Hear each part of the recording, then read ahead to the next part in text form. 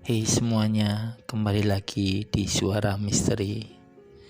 Di sini aku ingin menceritakan pengalaman hororku saat aku harus berada di rumah sakit dan menjalani rawat inap karena aku mengalami suatu masalah pencernaan.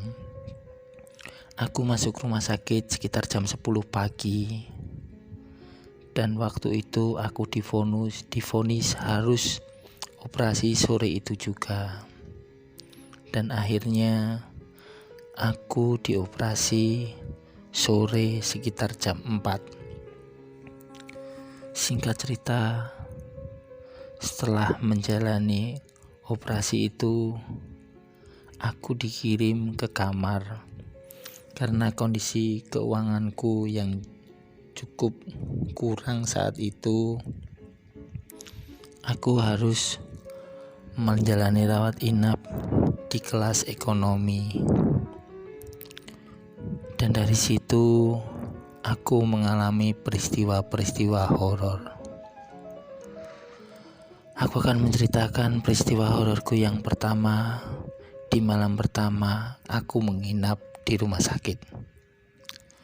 Saat itu, setelah operasi, aku masih merasakan efek obat bius, yang dimana aku dioperasi dengan bius total. Aku terbangun sekitar jam 8 malam, dan aku melihat perutku sudah dioperasi. Saat itu, aku tidak mendapati satu orang pun di sampingku saat aku terbangun. Aku lalu meraih HP dan menghubungi istriku, dan aku menanyakan dia di mana. Ternyata saat itu dia lagi pergi untuk mencari makanan. Di saat itu, secara sadar atau tidak sadar, aku melihat bayangan hitam yang terlintas di sebelah gordenku.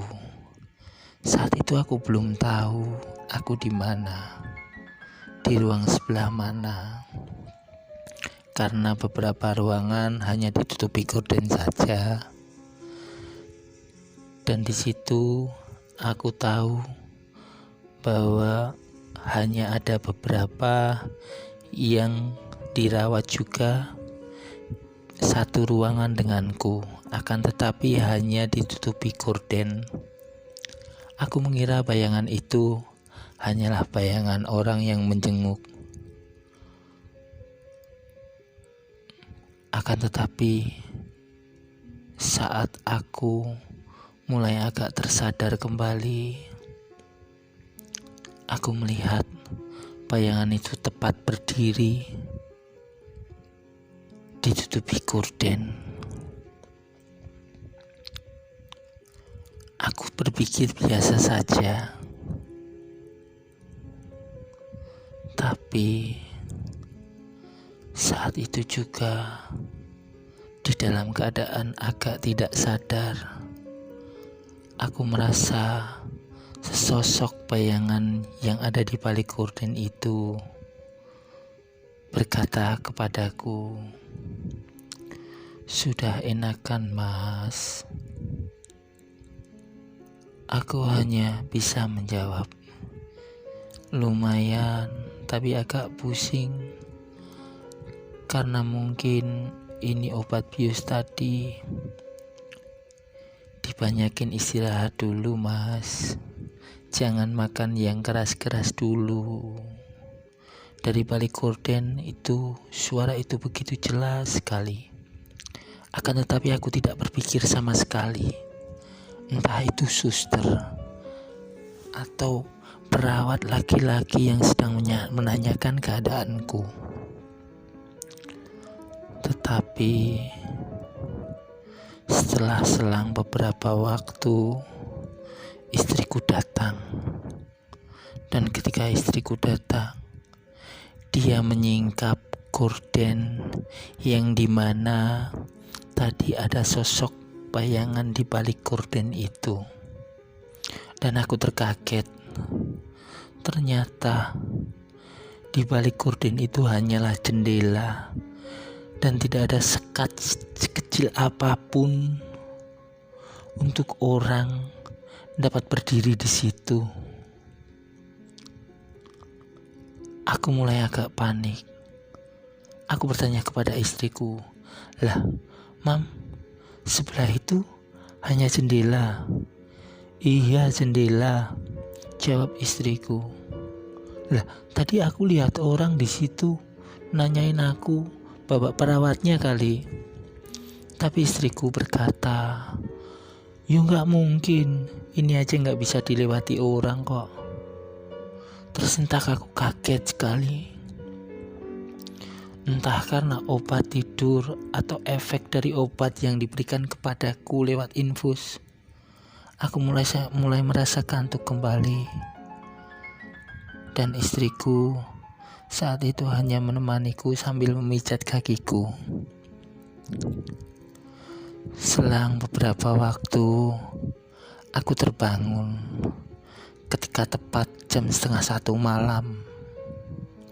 Aku terbangun dan melihat istriku yang sedang tidur. Mungkin dia kelelahan. Saat itu, ada seorang perawat laki-laki muda. Dia masuk. Aku seperti mengenali suaranya.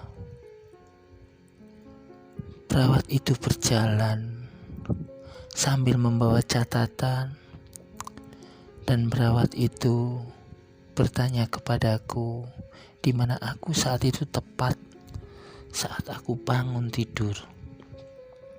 Perawat itu berkata, "Sudah baik kan, Mas?" Aku hanya bisa menjawab, "Lumayan, Pak." Tapi aku benar-benar teringat suara itu. Suara itu adalah jelas suara laki-laki yang berada di balik gorden tadi sebelum aku tertidur. Aku ingin benar-benar melihat wajahnya dengan seksama. Aku tetapi tidak melihatnya. Karena perawat itu hanya berdiri berpaling dariku. Dia sekedar berdiri menatap infus yang berada di tanganku. Dan secara tidak sadar, ketika aku menoleh, aku melihat bahwa perawat itu tidak punya wajah. Sesosok laki-laki yang tinggi, akan tetapi tidak punya wajah. Aku sekejap takut sekali. Aku memejamkan mataku dan aku mulai menyenggol-nyenggol tangan istriku.